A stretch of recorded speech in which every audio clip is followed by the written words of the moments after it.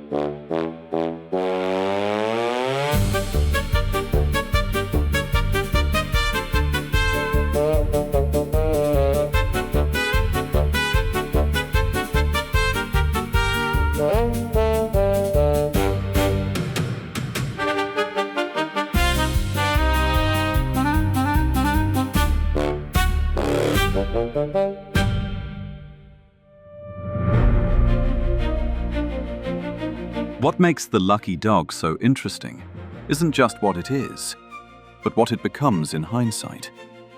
At the time, this was simply another short comedy, but today, it feels like a quiet origin story. Stan Laurel is already recognizable. His sensitivity, his timing, that gentle awkwardness. Oliver Hardy, meanwhile, appears in a smaller role, but even here you can see the beginnings of his screen presence. Confident, slightly imposing, and wonderfully expressive. And the remarkable thing is, they're not a team yet. There's no established rhythm between them, no shared identity. That chemistry would come later. Which makes this film feel almost accidental in its importance. Two performers crossing paths before either fully understood what they would become. It's also a reminder of how silent comedy was evolving in the early 1920s, moving away from pure chaos into more character-driven storytelling. Laurel, especially, is already leaning toward that softer, more emotional style. And that's what gives The Lucky Dog its charm.